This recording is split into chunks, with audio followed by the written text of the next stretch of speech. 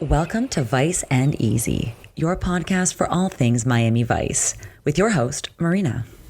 Hello and welcome back to Vice and Easy. Now, before we get down to our episode today, which is Phil the Shill, guest starring Phil Collins, I just want to quickly thank you as a little programming note. Thank you for your patience. I know that my releases have not been consistent as much as I would like them to be. I have been doing a lot of traveling, which is super fun for work, which is super great for my career. However, I am not the smartest. Anyone who works shift work or also is in the hospitality industry will understand this. I don't like to give up shifts, so I tend to work the night before I travel, close the bar, go to the airport, fly out first thing in the morning. Which means you're usually waiting around like 1 or 2 hours, or you come home and you kind of try to take like a weird little nap that's not really a nap because you're too scared to actually fall into like a deep sleep in case you missed your alarm. So I've done that twice in the past 3 weeks where I have stayed up for, I believe I did the math as a long time. I want to say around like 36 hours straight, a little bit longer than that, and then kind of like never got right back into the schedule of sleeping properly with the time changes and all that. So just my body was really run down and my mind was really kind of foggy and run down as well. So hopefully that's all in the past. I just went to Joshua Tree for a few days. So I'm feeling very relaxed, a little bit burnt from all the fire, a little bit smoked out from all the fire to stay warm, but feeling a lot better, a lot more refreshed, and hopefully coming back to the podcast, add a little bit more energy and pizzazz, kind of make this as special as I want it to be. I know sometimes I'm a little bit low energy on my episodes, and especially since I do host alone, you need to have a lot more energy to kind of keep the momentum going. So that is something I'm definitely working on. Speaking of that, let's get right into it. This week's episode, Season 2, Episode 12, Phil the Shill. Now, first off, who's Phil? Why, none other than fabulous guest star, Phil Collins. We have a few more guest stars that we'll talk about later on this episode, but the IMDb synopsis is as follows.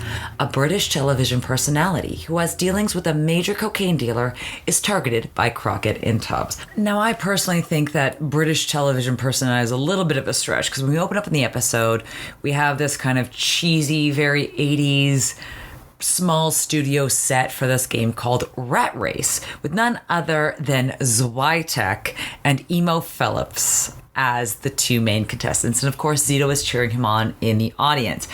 Now, let's cut to Crockett and Tubbs. Because Zito and Zwitek, quote unquote, called in sick, Crockett and Tubbs are on a weird assignment where basically they're trying to get a bug into this guy's car. Now, first, before we get to what happens, guess what's making a reappearance? This is Rock and Reggae Radio Vice. Calling all the brothers in Sichuan, can you receive me now? The completely preposterous Jamaican accent that Tubbs puts on. So as they make sure that their surveillance is working, Crockett picks a fight with the guy that they're looking to do surveillance on. Basically, Crockett kind of says like, hey buddy, what are you doing about to scratch my car? Learning that it has several coats of paint to get it that exquisite Ferrari color. They have a hilarious fight that does not work in Crockett's favor. There is a GIF I made that you can see on the gallery of Crockett getting picked up by this guy and getting thrown into the backseat of his Ferrari. After Tubbs has successfully placed the bug, Crockett kind of brushes it off, apologizes, diffuses the fight, and they go on inside to the bar, which is called Big Splash. And again, I took a picture of the outside facade because I really like the font that they used. Then when they're inside, Crockett's icing his face. Tubbs is curiously roasting what appears to be I think it's a little peanut, like a bar peanut, on the candle, the flame. I took a GIF of it. You could see that on the gallery as well. Just kind of like a little funny piece that I wanted to add into that. I really like that. It's like a little extra flavor for his character. And guess who they see on TV? For some reason, this bar is playing this like second-rate cable access competition trivia show called Rat Race. Out of all the places, this beautiful bar in Miami is showing it. And Zito and Zwitek's sick day gets busted real quick. Now, I'm going to play you the song that plays on this show, Rat Race. Phil Collins, I guess, you had to make this song to thematically fit for this television show, but it just doesn't hit with me. There's so many good Phil Collins songs out there that I'm not trying to compare this, obviously, to like the Tarzan soundtrack or Easy Lover or Susudio, but this is what it sounds like.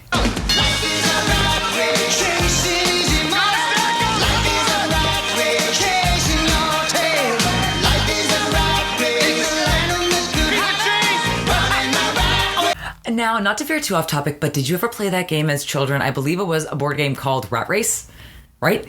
And you could escond this cheese. Like, you could either hit something that basically kind of like a plastic cap fell over the cheese. And yeah, so I remember that as a kid. I don't know if that was just a Canadian thing, but I remember it was like all over all the commercials. So this game on Miami Vice kind of seems like it was the predecessor, because they do have to kind of move through holes of cheese. And then this is some shadiness that I actually very much sympathize with Zwitek, because we see him, I made a gif of it, him hit the buzzer, but his podium does not light up. Emo Phillips hits his buzzer after, but his podium lights up. Therefore, Phil, the Shill, wink wink, gives him the opportunity to answer this question. Now, in the previous clip, I didn't make a clip of it, he gets asked a question about Graceland and like how many bathrooms were in Graceland, and then he doesn't even know that Graceland is the home of Elvis. He thinks it's the country. So keep that in mind when Zwitek already pissed off because his buzzer didn't go off despite hitting it first. And this recently happened to me multiple times. It is extremely frustrating when you hit first, when you do exactly what you're told, and someone is just not looking, or someone doesn't care, or what have you. So I was very triggered by this episode for this part.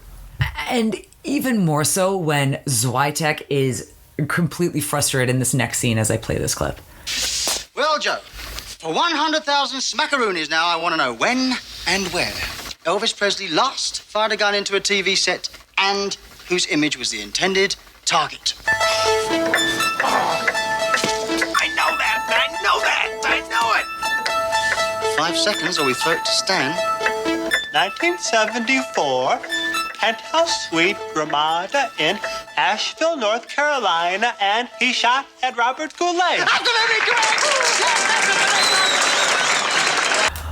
That sounds a little bit fishy to you, right? Because as we heard in the previous question, he didn't even know that Graceland was a place. He thought it was a country. And then all of a sudden he's able to recall all the details of Elvis's infamous shooting of the television sets. So this sounds a little bit sketchy. Zwitek goes over to Phil, basically says, hey, I met the requirements to come back next week. I'm really excited, blah, blah, blah.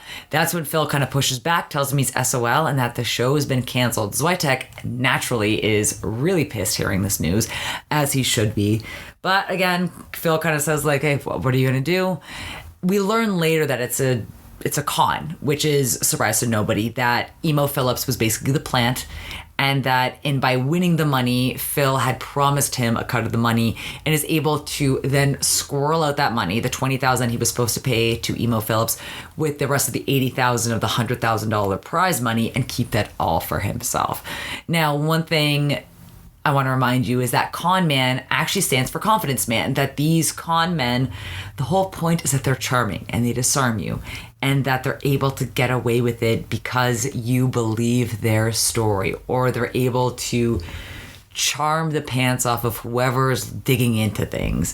And unfortunately, I learned this lesson a little bit later in life. Luckily, I didn't get conned too much, but I have been in situations with people with very interesting backstories who claim to have all this money, but they can't access it. But then they're telling you, that they grew up with all this fabulous wealth and lavish lifestyle, but then certain things don't add up when you ask them about how they grew up, or certain things that you would expect someone in the upper echelons of society to have experienced. And all these kind of weird stories. There's always people that claim that they have money, like Anna Delvey, like we just went through this.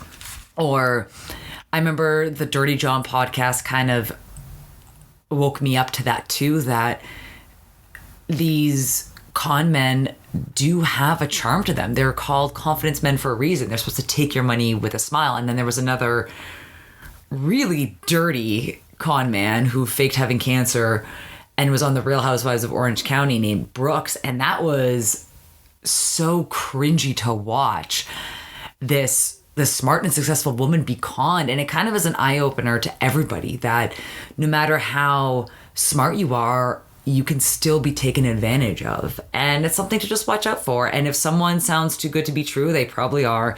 If someone's story sounds too good to be true, they probably are.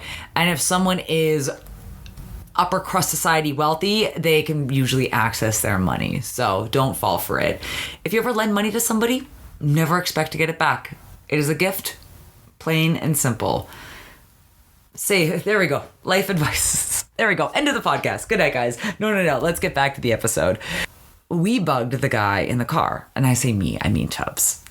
We see the Mercedes pull up and we see two men swinging back and forth like they had just bungee jumped from Six Flags or Canada's Wonderland or what have you, going back and forth, back and forth. Nobody's happy. Let's play this next clip. 2 times we waited for that plane. No, 2 times we hear the shipment goes to somebody else. So when I got myself a new source.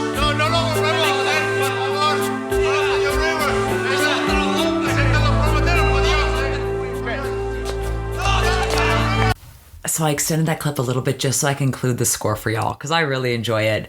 So, surprise, surprise to nobody, these guys get shot. Next day, Crockett and the rest of Metro Dade are on the scene, kind of surveying things. They get a tip that the black Mercedes that they had bugged was spotted within the area. Hopefully they can use that to get a warrant.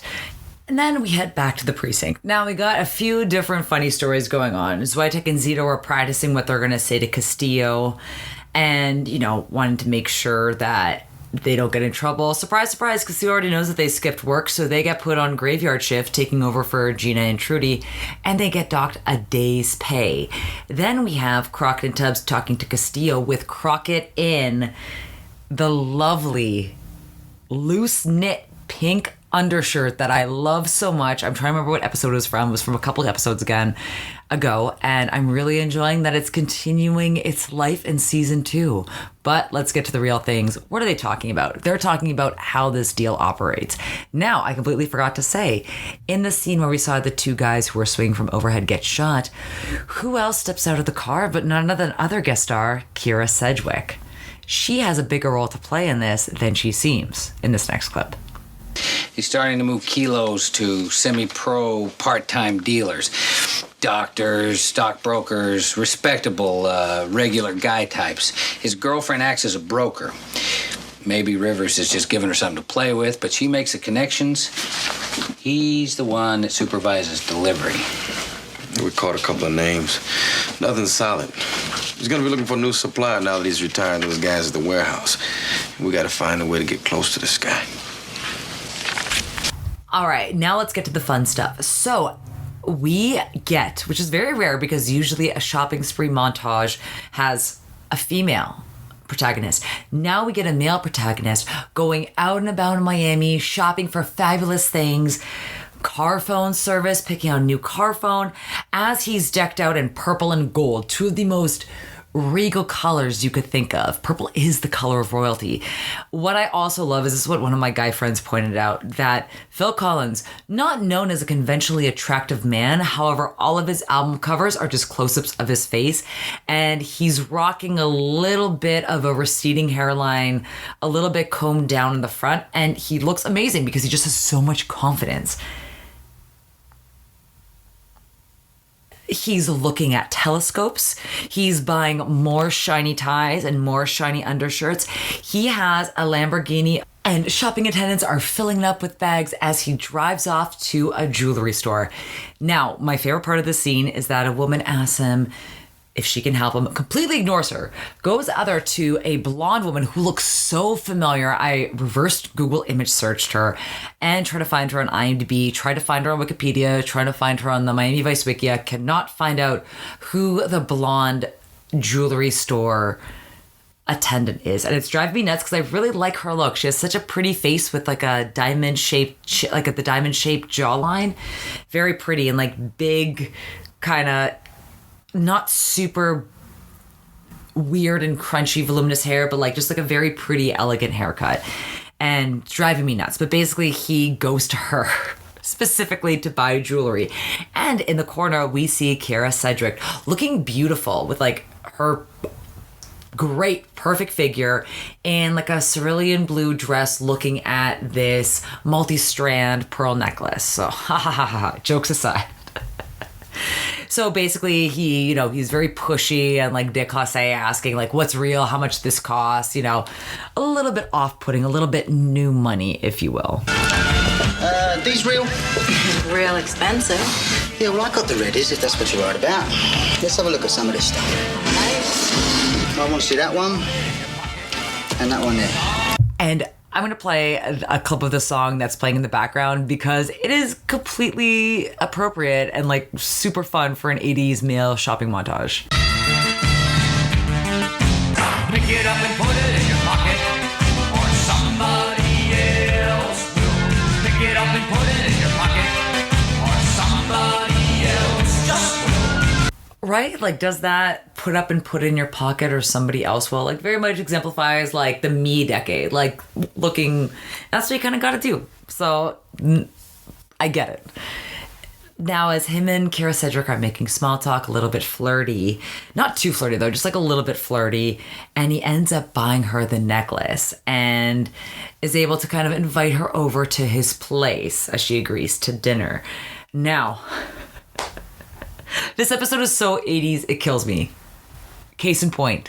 Sarah, you were looking at a man with a very nasty habit. Phil, this is the 80s. Everyone takes drugs.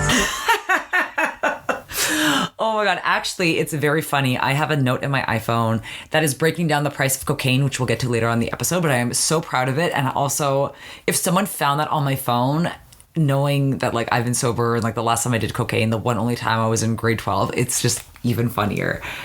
And as we get to look at Phil's new place, again, bought with the $100,000 in conned game show winnings, it is gorgeous. It's huge. You can walk down to the beach, this gorgeous oceanfront view. Nothing's in it, of course. He's just moved in. So we hear a knock at the door. A very familiar character. Now keep in mind that Zito and Zwitek and Crockett and Tubbs are doing surveillance. Crockett and Tubbs are in the Scarab. Isidro Marino, designer of the interior. Sorry, I only got the one. Oh my God, I love Izzy for this kind of comic relief. And then obviously Phil kind of like pushes back. They get into like a little bit of a heated argument. Phil basically holds him up by his shirt. Then Izzy kind of mentions like, hey, you know, you want those connections? I have the connection I'm willing to share with you. Then obviously Phil kind of eases up a little. Izzy leaves, walks back, and Crockett and Tubbs come out to meet him halfway because they're very curious as to what he's doing there. Again, they spent about a year and a half, you know, trying to get this guy who's dating Sarah, who is now friends with Phil, so they're getting closer and closer and closer, so they're very protective of their case, and seeing Izzy kind of, you know, throwing them for a whole loop, they're not too pleased with. So basically they're hashing it out in the back of this surveillance van, and it's when Zwitek admits that he actually put Izzy on the case because he really wants to nab Phil for basically cheating him out of the money that he would have won had the game show been legit. So again, Crockett Tubbs not happy about this at all, basically telling Zito and Zwitek specifically that, you know, just deal with it, you know, you lost, you got conned, that's the way it goes. But then Izzy, why do we underestimate him? Because he has a genius idea. This guy's got a lot on la cabeza, man, but he's from England. He's gonna spend all his time in the swimming pool. We put the surveillance in the pool. We're gonna need an underwater camera. Shut up! You two, Keep Fellini in line until we can run Phil through the computer, okay? But, right? Like, you're coming from a place not known for its tropical weather. Of course an Englishman's going to be in the pool all day, just like, of course, like, Canadian's going to be in the pool all day or sunbathing all day. So, like, that's actually really smart of Izzy, and I'll definitely give him credit for that. And then, speaking of Phil, not only are we just making fun of him for his lack of suntan, but Gina, looking amazing as she's receiving this fax, by the way. And then I also want to point out there's a poster that says Miami, it's magic in the background. But as she's looking impeccable in this, it's like a white collared vest. And she's giving Crockett and Tubbs a little bit of intel and the background of who Phil the Shill really is. Born in Whitechapel, London. That's the home of Jack the Ripper. Ran games at a fair as a kid. Graduated to a shill at a pony tracks. Then ran an open party out of an apartment in Chelsea. This is starting to track. He eventually took some young rich types for about 30,000 pounds on a phony record label deal. One of whom was with the Soho mob. So he split for warmer climates and stepped ahead in the knee breakers. No connection to drugs and no connection to violence. So now that we have a little bit more background, basically he's been a con man his entire life and just brought his act over to America. Let's talk about the decorations of this apartment. So we got a new sound system in the back that Manny, remember that's Izzy's sidekick, is dusting in the background as he has headphones on. The star of this episode, no, you know what? Let me save it for the end as we do the countdown. Just the entire decor in this apartment is wild. You got like hubcaps on the ceiling and this weird marlin looking sculpture, these weird chairs and couches. This episode is so 80s and I love it so much. It really makes me wish that I was born like 20 years before I was. So now that his apartment's a little bit more decorated, they start talking about the party and the guest list. Sarah comes by as Manny, helps serve them dinner, get them all cozy. He starts to talk about his background. Now, keep in mind what we heard from Gina, and then also keep his accent in mind as he's telling this story. Well, after I graduated from Cambridge, I said to myself, I'm not going to live off my mummy and daddy's money. So I thought I'd try and find my forte in life, Well, maybe your forte is just having a good time. I guess your forte is just having a good time, and I'm surprised that's not like more girls with like 3 cities in their bio. That's not their Instagram motto, right? Or their Instagram bio. It's just funny because like that accent is not a posh British accent in the slightest. Like, it's very working class. So it's just very funny. I think obviously Phil Collins like kind of putting that on a little bit for the character. But just again, like as an American, she'd just be ignorant of how accents are representative of certain classes in England. So let's digress for a bit. Let's just have fun with this episode. I'm not trying to get into the whole class system that has permeated, English culture for generations. Let's check in on Crockett and Tubbs and how their surveillance is going. So they're following the guy, I believe his name is Rivers, the one that they put the bug in. And he says he's getting a deep cleaning on his car. And it's as that he finds the bug, breaks it. They can't hear anything. They can only hear kind of like the static in the background. Then they go meet up with the guy. There's 2 jets. How many? 2 jets and a helicopter. Basically, they think that the guy's doing them dirty. And despite his pleas, ends up getting shot. So we can see that there's definitely like a lot of discord within their organization. There's a lot of mistrust there as well. And now, if you're a listener, you know that I'm not the most organized person when it comes to my notes, that I tend to not be able to read what I've written. But I clearly see here, after talking about they shot the guy in the helicopter, the flamingo mugs, exclamation point, how cute. But I cannot find the reference in the gallery. So you might hear me kind of like come back or mention it on later in the episode because I really want to find out. So Gina and Trudy are going undercover as servers, or kind of like caterers to set up for this party. And they go in to Rivers's boat and plant a bug as well. Now, Gina and Trudy look amazing. Trudy obviously stealing the show because of her cute earrings with like bananas, pineapples on it, like super, super, super adorable. So they're able to get another bug on this. Yeah, which will definitely come in handy later on. Now, Rivers looks amazing because he's in like kind of like not silk pajamas, but like kind of like a silk outfit, and he asks Sarah like, do you want backup or anything? Do you want any help? And she's like, no, I got it. So she goes solo to the party. He stays in, and that's when Judy, oh my god, I cannot speak today. Gina and Trudy bug his yacht. The party scene, definitely worth another watch. I could have maybe watched this party scene like 4 or 5 times. I made so many pictures and GIFs from this scene. Izzy's coral leisure suit with the frilled undershirt, like very 70s, very out of date. The guy with 3 watches on. The beautiful woman in the strapless zebra bathing suit with like perfectly blow-dried, side-banged hair. Phil just loving life at this point. Just everyone at the party just looking wild and amazing. Sarah in her silver jumpsuit. The dance scene where you can see that giant marlin, the hubcaps in the background. And there's a woman wearing, it looks to be like a rose gold halter top with a white skirt and white boots. And she looks amazing. Like I would wear this outfit today. And oh, what amazing party scene. This is the chef's kiss. And it gets even better. I'm just talking about the outfits. Let's talk about what actually happens at the party. Oh yeah, there's a guy in a long sleeve shirt at the pool. Oh my god, I can't even. Please go rewatch the scene. One of the best party scenes in Miami Vice. And it's very frilly and fun. It's not as dark as some of the others, especially, when we get to like rites of passage where, girls like kind of talk about like sex trafficking and whatnot. No, this is just fun under the sun. Obviously, we're getting into a little bit of drugs, but the drug conversation is hilarious. Okay, let me just skip to that now. So basically, Sarah, again, she's known to make deals. So what they basically say, what Rivers basically says, that she just sells ounces, not kilos, just ounces, small, respectable amounts to respectable people.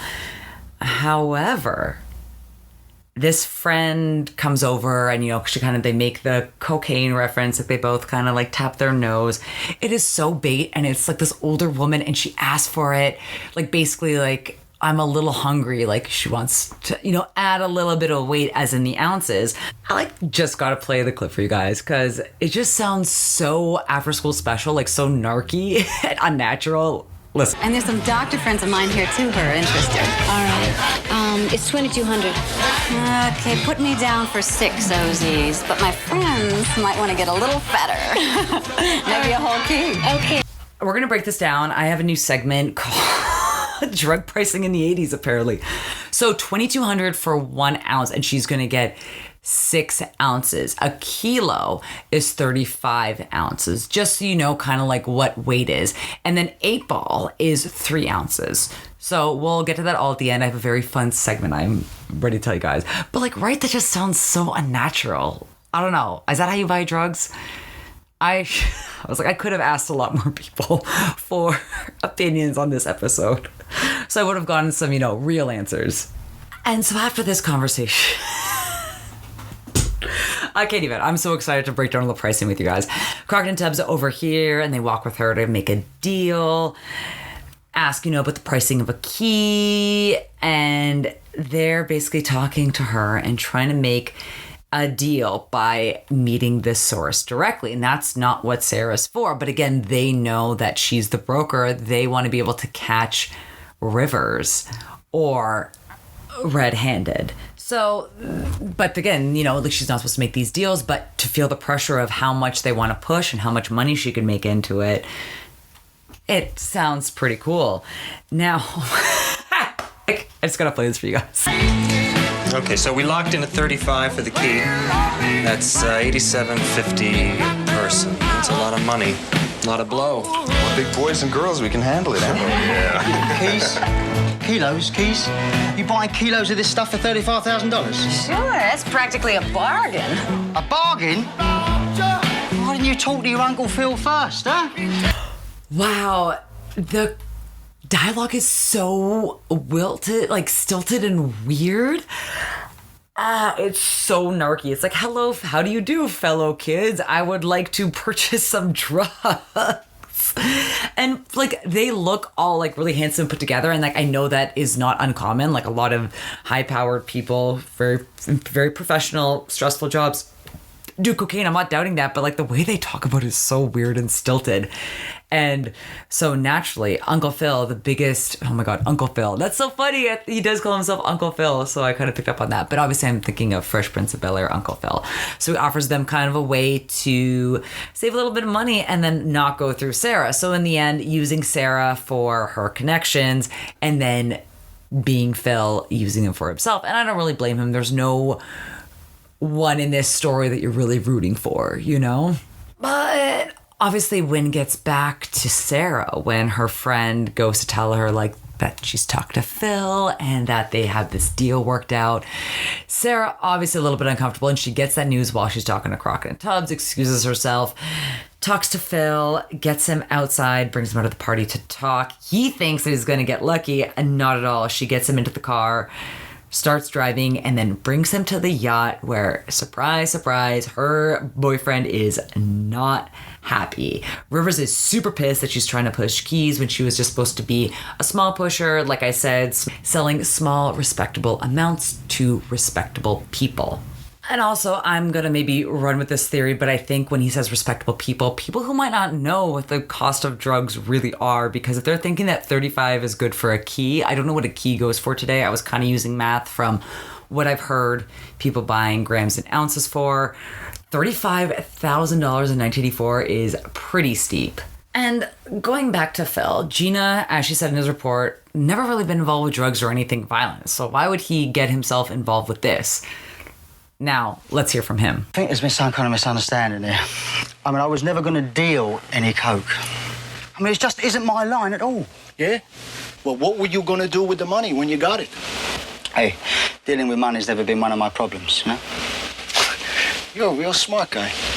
So now Phil is in a pickle. He can't really extract himself from this situation. So basically they want Phil to make the deal or else they're going to kill him. So Phil gets back to his house. Only Izzy and the girl that he was talking to are still dancing. It's actually kind of cute. He tells them to get out of there.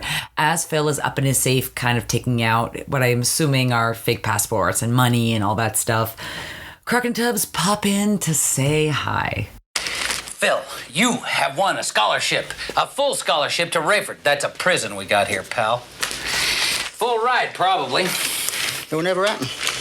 No? No, because you are going to offer me immunity if I help you put Sarah and Rivers in the bag. Maybe even burn Tyrell and her mob and all. You've been reading ahead. Yeah, I like to do my little bit for law and order. As long as the price is right. Oh, man. Again, the accessories in this episode, I made a little category on the gallery, and we'll get to it later as we go over fashion because they deserve their own award. You have to see this phone, that it curves in the middle. So when you talk to it, it's curved so you can hear and the microphone's close to your mouth. And then to hang it up, you just press it flat against a surface. So you have to see the GIF I made of this phone. I am looking at it right now. I could just watch it on repeat. Then they come to make the deal. They being the narcs I'm making fun of this entire episode. I do kind of feel bad because you could tell they're like way out of their element. Like these are just people that do cocaine on weekends. These are not like people who are equipped to split a key. Just very funny. And you could tell they look so out of place and so proper and weird, and they kind of know that things are a little bit fishy. And when they come in, they get like a little bit startled seeing Crockett and Tubbs, like, you know, what are they there for? And then Phil explains that they're also customers. And then things kind of keep getting a little bit more unfortunate for these suckers. I'll tell them suckers because that's exactly what they are. So he says he has to go pick up the stuff and after getting the money, and then they kind of push back like, no, man, you were supposed to have the merchandise. That's not how drug deals work. Like, even I knew that in high school. Like, you know, you could kind of do like half an hour and then later. You can't just do like, oh, I'm going to give you the money and you're going to give me the drugs. No. Oh, the wallet inspector is here. No, it doesn't work that way. Well, surprise, surprise. So Phil, Crockett, and Tubbs leave, quote unquote, to go get more stuff. I'm going to point out one more time, please go to the gallery. I am shilling for the gallery because it makes me so happy. And I know that I've been like a little bit quiet on social media. You will be seeing everything I'm talking about this episode all over my social media, especially this chair. It is a orange, yellow, and pink rocking chair that is made of gigantic cushions, and Crockett is sitting in it cross-legged, and then he gets up and the camera just kind of focuses on the chair rocking back and forth as they leave to leave these 4 professionals. Weirdest drug deal of all time is the caption. That's 100% correct. Kind of waiting, twiddling their thumbs after they just gave them a lot of money, $25,000 for drugs. Now, where they're making this spot again, so Phil is going to go meet Rivers, and Zito and Zwitek's kind of working as security. It's very, very, very weird where they're meeting at a carnival, but I guess, you know, everything is shut down, the lights are off, you can kind of see a few of the lights illuminated, but none of them are moving at this point. And my personal favorite carny ride is the Gravitron. That is the one, if I'm remembering that, it looks like the one, it might be called different things in different countries. Basically, it's the one where you spin around so fast that you get stuck to the wall and you can turn upside down and you just try not to throw up. That is the most fun one because it just completely messes with your sense of gravity and, you know, like kind of like not your motor movements, but like you just feel like you've just been hit by a truck after you get out and you want to keep doing it again and again and again. I think I've ridden it, my record was like 4 times consecutively, and I think you have to take a break, otherwise you're just going to throw up everywhere. But that is the best. The best carnival rides are the ones that you think, A, you might die, and that you might throw up. The best one is the one that's both, and that's probably the zipper.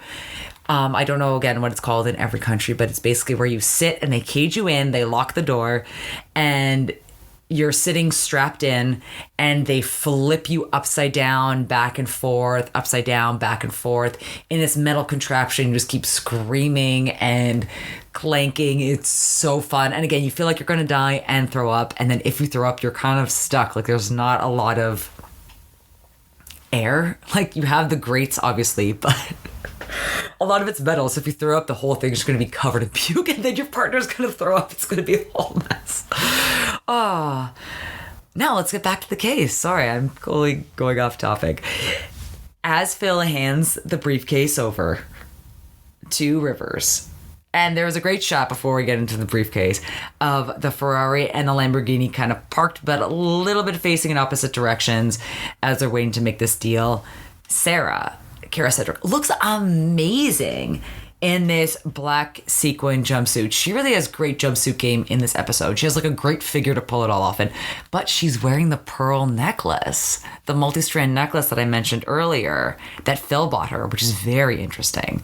So as Phil hands over this briefcase to Rivers, he opens it up. It's kind of rigged, not with a bomb, but with like a little explosive, so it kind of doesn't really blow up, doesn't hurt anybody, but it kind of smokes him out. Enough time for Phil to run different directions, Crockett and Tubbs to run different directions, and obviously a shootout occurs while, weirdly enough, the rides start turning. All the rides are turned on. Things are spinning again, and like the sun hasn't even risen properly. So I guess it's just for cinematic effect, but we see Sarah run off as well, like she and Rivers split up. And so after this shootout, basically, Phil and Sarah are unaccounted for as Phil literally drives off into the sunrise. And poor Zwitek, man, he just wants what's rightfully his, and he wants his revenge. It's not going to happen. I got a bolo in Mayhew's car. We gotta cover the airport and the docks. Case is closed. Guy runs away with 75 grand in cash. Yeah, and the owners can't claim it unless they want to admit they were in on the buy. Tell me he's not gonna walk. He didn't. He drove. Oh, ouch. Poor Zwitek. I am feeling for him so much this episode. Then, as Zito and Zwitek are hanging out, obviously tons of Elvis paraphernalia all throughout the apartment. They're watching TV when they hear a familiar voice on the television. Hey, ma'am. You know God is in this place. I want you to come up here and pick up your miracle. My child, you have a deaf ear. You have a deaf ear. I will help it. I will help it. Through God, I will help it. Devil, get out! Devil, get out! Well, if it isn't Phil, and who's the woman with a deaf ear that he's healing on television? Why, none other than Sarah. Birds of a feather flock together. Now, before we end this episode, we are going to embody the spirit of Elvis as Zwitek angrily looks on, sees what's on television, shoots the TV, just like his hero Elvis, prompting Zito to say, Stan, what are you doing? oh man, justice for Zwitek. I feel for him this entire episode. Because again, that's the thing with a con man, is you take people's money with a smile and you can keep going and going and going because again, you're not doing anything violent. You're not doing anything that really draws the attention of law enforcement. Obviously, you're stealing, but when you're so hard to track and when you can just keep changing your name, changing your businesses, changing your addresses, it's incredibly hard to charge and prosecute. So my heart breaks for Zwitek this entire episode. So at least he got a little bit of revenge by embodying Elvis. Now let's break down the episode. There's so many amazing outfits this episode. Obviously, I had to go with my best dressed for just everything that Phil Mayhew wore. Everything shiny, gaudy, purple, gold, blue, bronze, all the tacky, shiny stuff. The fact that he was wearing a turquoise full outfit, pants and shirt as he's escorting Emo Phillips out of his apartment. Everything, just him coming out of the pool, just wearing that green patterned shirt, the low button shirts, the guy with 3 watches. Then I had, before I get to the guy with 3 watches, best accessory. Now I had to exclude the car phones. They were 4th place. This is a 3-way tie. First off, the phone and the gif of him hanging up the phone by just laying it flat. Then the guy with 3 watches on the same wrist and a dangly earring. Now, I really want to get a baby G again because I saw someone wearing it. I was like, oh, that's so fun. And they just look so cool. But I have an Apple Watch. So do I really need 2 watches? Maybe. I just want it for the style. It looks so cute.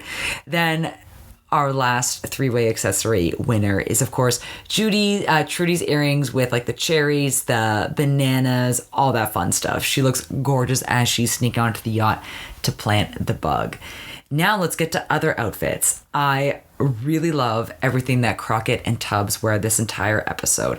That whole scene in the beginning where they're bugging the guy's car. Tubbs is wearing a striped gray blazer with a blue undershirt.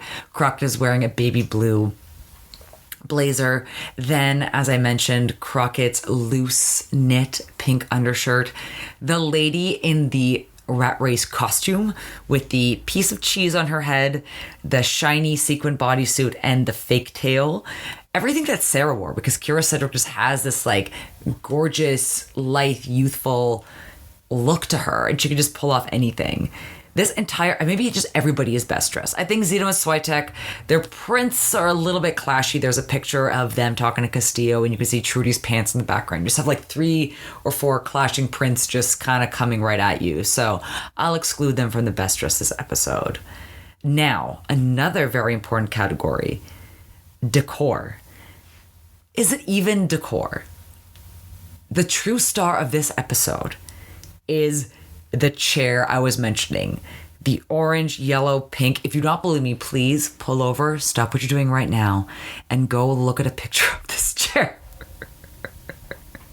This is how I feel talking about the chair being the true winner of this episode.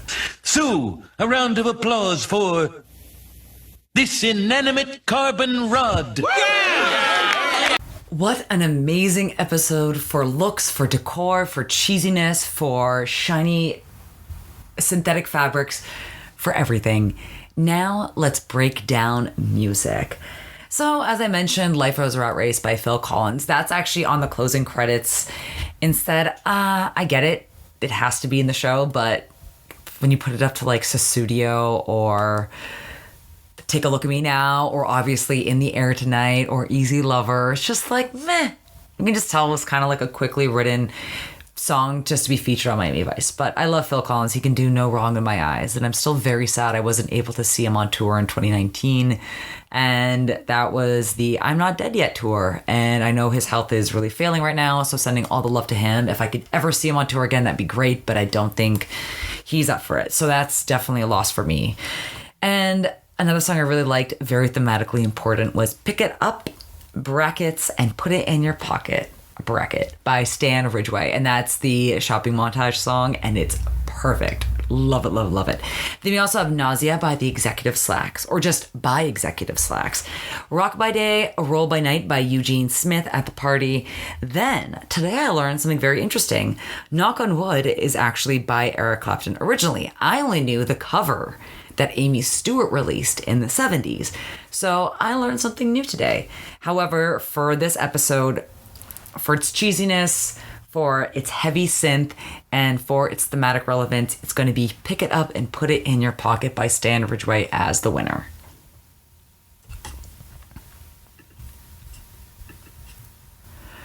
And now, like I mentioned, I will read to you the notes from my iPhone as we were talking about the clearly inexperienced suckers buying cocaine. This is what I have written verbatim in my iPhone. I will share this picture with y'all. Cocaine, 1985 prices, $35 a key. A key, or a kilo, is 35 ounces. An ounce is 28 grams. Grams are the little bags in which it's sold in. So I'm not sure how many lines is in a bag. I'm going to assume like 3 or 4. I don't know. I'm sorry, guys. I did it once many moons ago. So I'm not really familiar with it. And then a gram, doing the math of what they quoted us for a kilo, or this is Sarah's pricing. This is Sarah's 1985 dealer pricing. So a gram would be $35.71 in 1985. Today, it would be worth $102.48. Other notes, an 8-ball is 3.5 grams. I was incorrect when I said it was 3 grams earlier. So $125 in 1985 prices, which would be $346 today. So what makes me think they're getting majorly ripped off is that I've heard that 8-balls are going for around $300 in Los Angeles today. Now, again, I don't know if the Purple Monkey dishwasher source I'm getting this from is maybe just a regular, so that's why they're getting charged lower, but it seems that they were definitely being taken for a ride. And now I know, I thought a key, like obviously I knew a key was a lot of cocaine, but I didn't realize how much cocaine. So that woman originally just wanted to buy 6 ounces. So 28 times 6, that's how many grams she wanted. That is a lot of cocaine. And then if they're all 4 people are splitting a key, 4 people are splitting 35 ounces, and they're 28 grams in an ounce.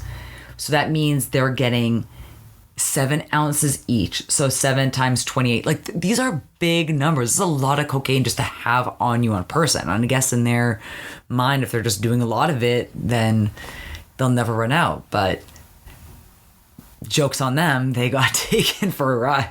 Again, not at all an endorsement for taking any illicit substances or drugs, because there are a lot of unnecessary deaths that are going on, not only here in Los Angeles, but all across the world due to tainted drugs. And it's something that doesn't need to happen. So be safe. But I just want to give you a little bit more context as we go into pricing, as we rewatch Miami Vice.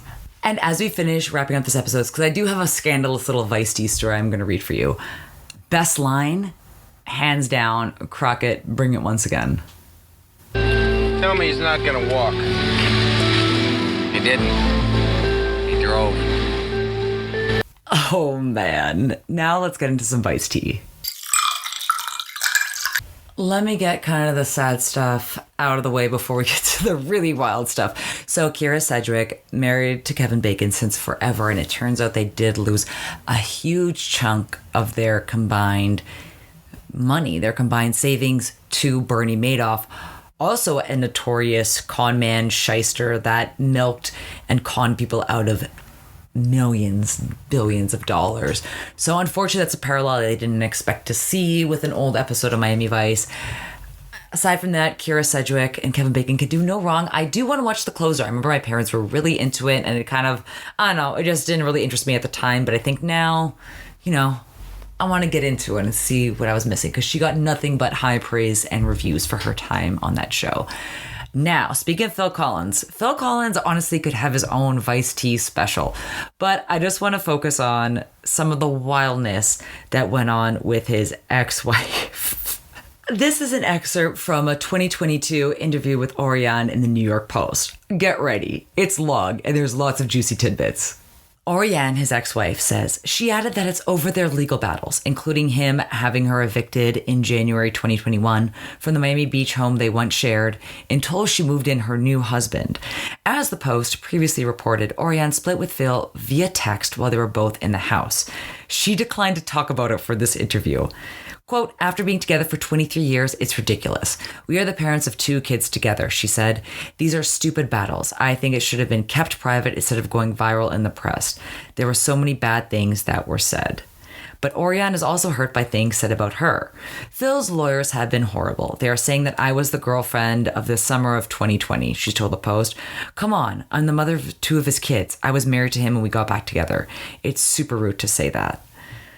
Then later on in the article, the fact that Phil was still married to his second wife, Jill Tavelman, added to the public drama. When Phil and Orianne wed in 1999, he came with 3 children from his previous marriages. Daughter Jolie, now 49, and son Simon with his first wife, Andrea Bertorelli, and daughter Lily, now 32, with Tavelman. And you'll know Lily Collins from Emily in Paris. Phil and Orianne divorced in 2008 when she received a $47 million settlement from him. She went on to have a son, Andrea, now 10, with banker Charles Fuad Mehati. In 2016, she and Mehati split and she reunited with Phil. Quote, when I was leaving Charles, Phil and I decided to move into his new house together. The name of the house was Fil d'Or, after both our names. In French, it means thread of gold. It was our family house, Orianne said. We chose it together when we were living there together. I designed the furniture, I designed the kitchen. They separated again in August 2020 after she began seeing and quickly married Bates. To hear her tell it, the whole thing was a lark. Orianne said the story's wild. Orianne said Bates and she had a quickie wedding performed by an Elvis impersonator in Las Vegas so that he could travel with her to Switzerland during pandemic lockdowns. Quote, in order to fly to Switzerland, we had to be related. Otherwise, he would not be able to go. But it was supposed to be canceled right after. It was really for travel purposes more than anything else. After the new couple returned to the Miami Beach home, Phil, who had gone off to England, moved forward with eviction proceedings. Orianne is now suing Phil for half the sale price of the Miami home, which went for $39.25 million in January 2021. She claims he had verbally promised it to her. She is now split from Bates after 16 months of marriage and is just trying to make sure he doesn't get her home by claiming solo occupancy. This is wild. So, Phil Collins, I hope you're doing all right now. What a wild ride your life has been. That's just one of his wives. He also has drama with the other wives, but we'll get to that in a later episode. Fear not, this article is 100% going to be linked in the show notes because it also mentions that Orianne was paralyzed and then learned how to walk again, and that she's planning on climbing Mont Blanc, which is the highest peak in Europe, next year. So this is an incredibly interesting, salacious tale that I will make sure I'm sharing with you. And as we come to a close of our recap of Phil the Shill, I just want to thank you once again for following, for liking, for subscribing to everything Vice and Easy. You can find me wherever you find your podcasts, Spotify, YouTube, Apple, Google. Find me everywhere. Don't forget to hit like and subscribe. It really helps me out, helps me find new audiences. And follow me on all things social at Vice and Easy Podcast, because you know this week you're going to get nothing but posts of this chair. Thank you as always for listening. We'll see you next week. And don't forget. Hey man, Miami Wise is #1 new show.